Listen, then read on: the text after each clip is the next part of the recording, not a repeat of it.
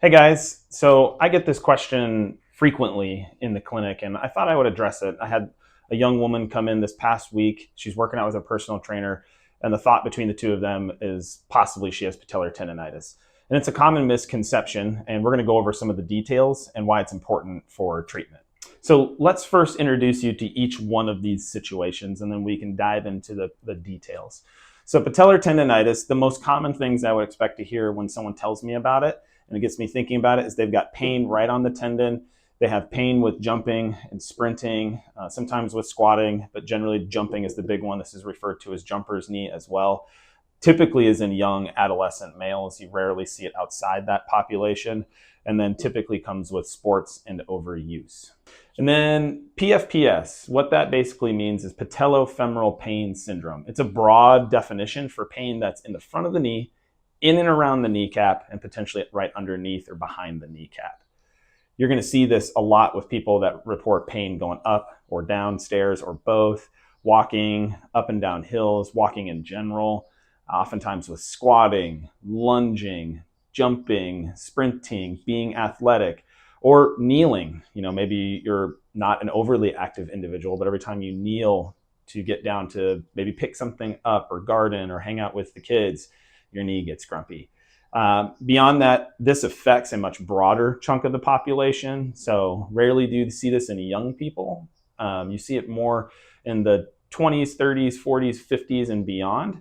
And then the solution for this oftentimes is outside the scope of just the knee itself. The knee sometimes is a big chunk of the problem, but it can also involve foot mechanics, ankle mechanics, and strength at the hip. So why is it important that we know the difference between the two? Well, as you can imagine, the treatment is oftentimes very different. So for treating a tendon, oftentimes, as you may have seen in my other videos, we're not going to rest it per se. If it's really inflamed and annoyed, sure, we might rest it a little bit.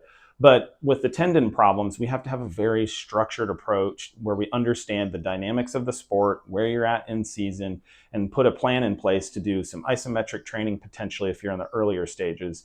Or we have to start talking about volume in the gym and when you're playing your sport, and how to bring that along and temper that with the amount of load that that tendon can tolerate. Generally, the difference with PFPS is sometimes rest in the beginning can be really, really helpful. Both are going to have some activity modification, but how we go about loading the patellar tendinitis is going to be significantly different than the PFPS.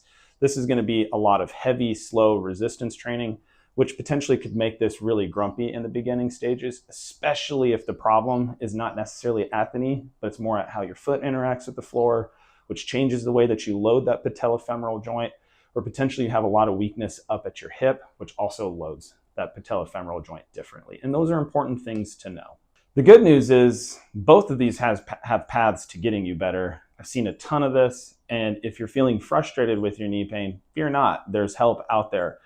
This stuff can be very confusing because there is quite a bit of overlap, and being seasoned in this world and seeing a lot of knee pain, I'm definitely going to be able to dive into the details and kind of call out what's important and help you decide what's your best path forward, and if and when we need other interventions like x-rays and MRIs. If you're ready to tackle this, let's get to work. You can schedule online at inmotionsportspine.com.